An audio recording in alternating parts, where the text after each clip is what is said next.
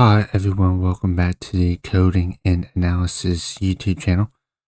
And in today's video, we're going to run a cross-validation model to our data set and see how those results will pan out.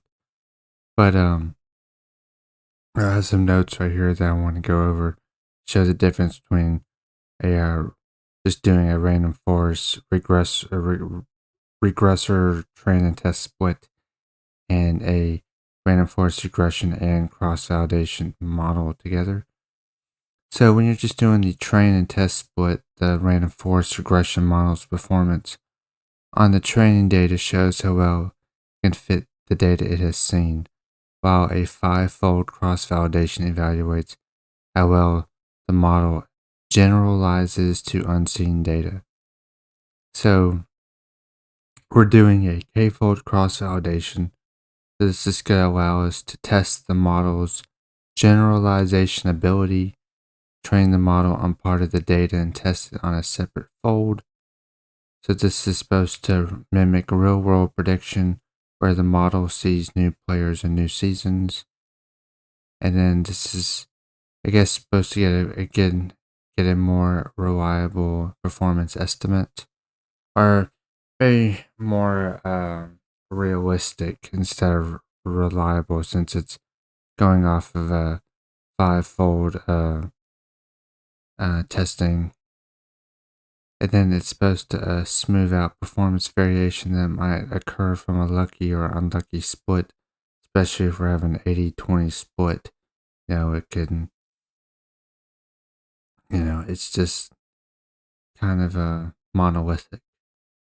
That's one way to describe 80-20 split. And then the k-fold is more there's more variables, or it's more of a realistic sense of you're looking at 5 folds of data instead of just one 80-20 split. So that's kind of what, if you're doing 80-20 split, there could be data leakage and overfitting. So using the cross-validation, we're going to avoid the data leakage and overfitting. And then each prediction when the k-fold is made on data the model hasn't seen. So the reported performance is more honest.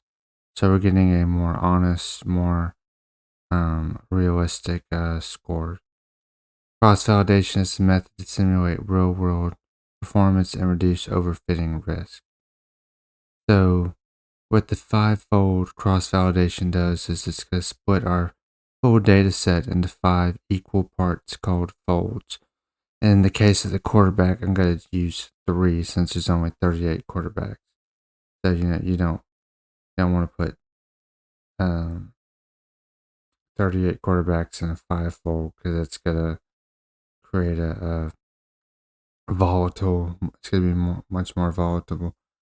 So I'm gonna use a 3-fold instead, just for the quarterback. So it's gonna run a 5 training testing cycles in each cycle. So it's going to use 4 folds, 80% for training, and 1 fold, 20% for testing. Each fold gets to be the test set exactly once. And then it's going to systematically rotate through the data set so that every example is tested once and only once. So I guess it's going to do that 5 times for the running backs, and the wide receivers and tight ends. It's going to do 3 times for the quarterback. So now let's get into the code. So it's kind of the sort of similar boiler or plate code. So we're putting the define and then train underscore and underscore predict underscore CV. That's what we're going to name the function. These are the parameters, position, and the features. So we're filtering the data for the specific player position. And then this position underscore data is a filtered copy of combined stats based on the given fantasy position. And then if anything was empty, it would print out in the no data found for the position. And this would return the data frame, this position underscore data frame. And then like before, the X is the feature columns, the data that will be used for the model, the historical data, health data, and the projected role. That's going to be all put together for the model to help define and determine the 2025 PPR, the CBS model right here. So this is the target variables, the Y, X is the feature variables, feature columns. And then this is some logic we're doing right here to, if the number of samples is below 50, we're going to do a number of splits to 3. And if else, this if else statement, we're doing a number of splits to 5. So the quarterback model uses threefold cross-validation due to smaller sample size, 38 quarterbacks. And just with the smaller sample size of 38, this could mean carry higher variance and should be interpreted more cautiously compared to the other two positions. And then we're going to initialize the model right here. And RF is the abbreviation. And these are the hyperparameters. Number of estimators is 100. Max depth is 10. Random forest state is 42. So the random state 42. So that just means that every time we run this, it's going to produce the same numbers unless we change the features, change the any of these, then that would be different. But if we kept this the same every time, this random state 42, it's gonna produce the same results every time if we keep all these the same. So that's why we do the random state and the number estimators. Think of it as like 100 trees, and then the max depth is we're going like 10 feet up into the tree to help with our determining our model, how much the model is going to how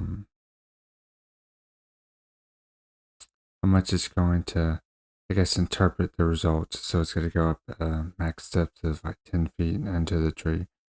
And if you had more data, if you had like 1,000 rows in the spreadsheet, would be, you'd put like 200 and then max depth 20. But since our rows are a bit smaller, we're just going to use 110. And then the cross-validation strategy,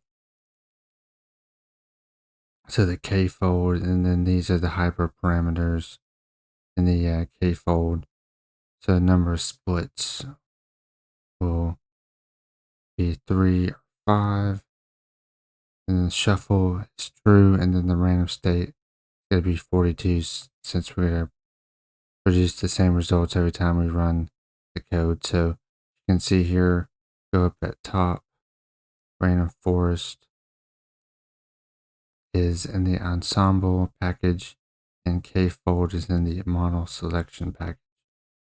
So in our first model run, we did the train test split model selection. Now we're doing the k-fold, and then we're adding cross-val predict, cross-val score as well.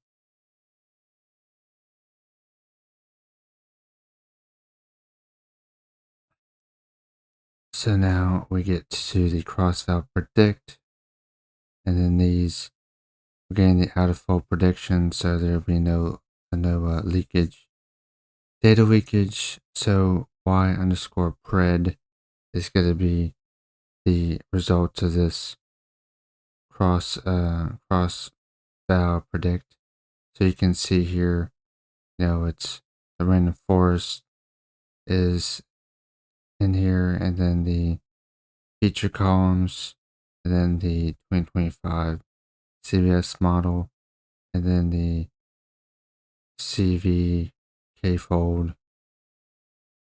So right here, so that's all included. So this is going to be the predictions, the model predictions right here. So we're calculating the cross-validation mean absolute error. So we're getting the R model predictions and CBS model predictions, and then we're going to print out the difference between those. And then we're going to fit the model on the full data set to get the full feature importances. So doing that, we're going to do rf.fit method and then include the feature columns and the target column right here. And from doing this, it's going to show all the features that we put in. It's going to show the most important ones at the top by sorting the values and the least important at the bottom. It's going to print out the results. And then we're going to store the predictions right here in the position underscore data frame. And then we're going to add data split to this data frame. And it's going to equal cross val. So instead of train or test, it'll be cross val. And then the position underscore data, the predicted fantasy points that our model predicted, is going to equal the y underscore pred.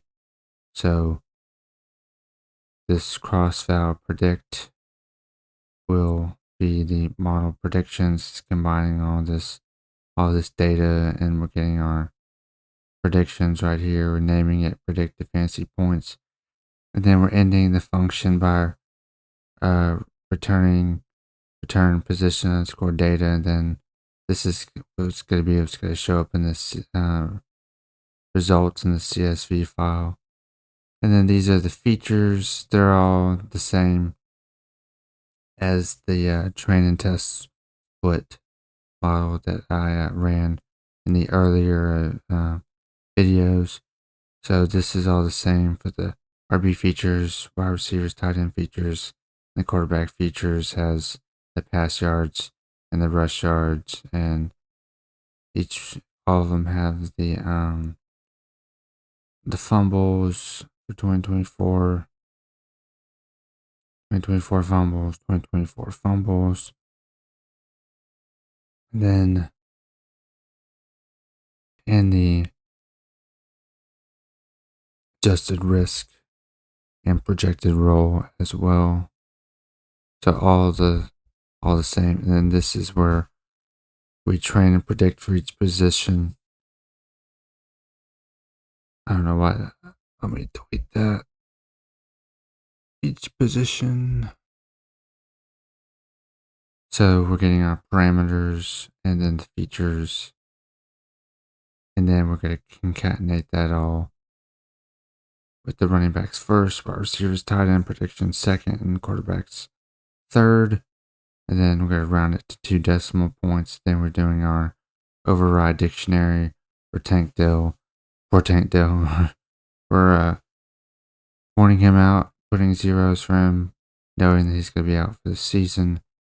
And then we're doing a for loop to go through our dictionary to tell the data frame Tank Dill he's going to get 0 points. And also add a note that says he'll be out for the season. And then we're saving this projected data to this CSV file right here. So it'll be called fantasy football predictions underscore CV.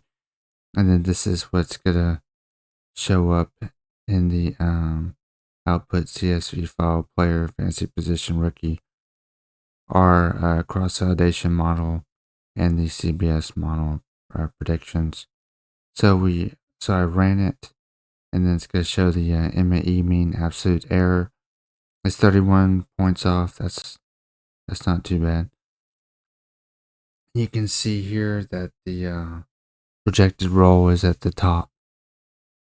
For the running back, it wasn't at the top for the train and test split, I don't think. It was rushing attempts, and projected roll was the fourth one at only 5.8%. So it's interesting to see how the model changed. The MAE and the feature importance, they're slightly different. So we have 28%, or really 29% for projected roll right here. Rush attempts is still at the top at 27%, and rush touchdown 17. Then receiving yards is at 8%. And go down the list, and we see fumbles. Fumbles is the least important. And then the cross validation MAE for the wide receivers, tight ends, that's 27.44. That's pretty good as well. So receiving 22 receiving catches is 62%. That's really high. And then receiving yards 2024 at 9.3. 2023 receiving 8.4. Receiving touchdowns, that's only 3.7.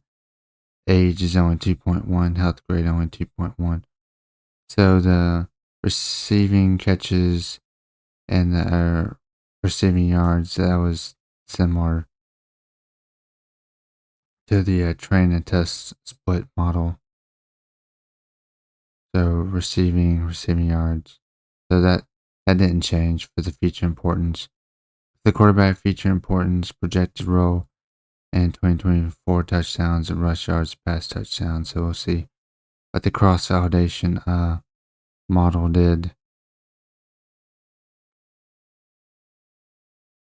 So we see health grade moved up a little bit, and so we get the projected roll at 50%, pass touchdowns 13, rush yards at 9.4%, and health grade 7.2. And then if we run this,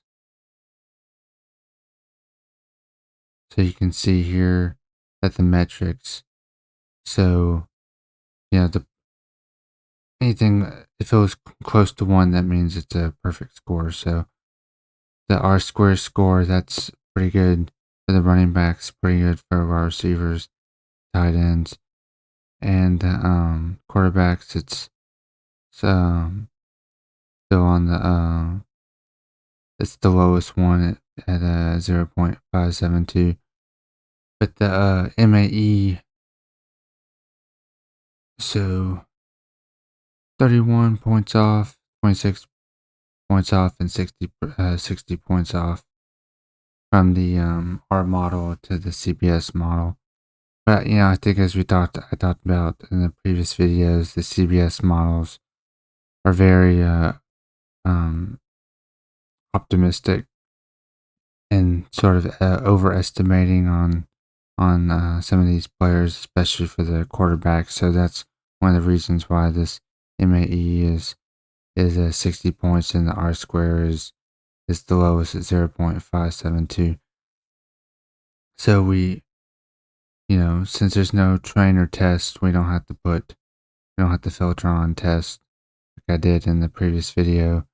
So we just start off with empty lists and do a for loop, and then we're getting the R square score and the mean absolute error score, and then we're pinning all these results to this empty list. So we're adding these results, and then we're converting to data frame for easy viewing. Then we print out the results. So in the next video, I'll go over the cross validation results. Thanks for watching.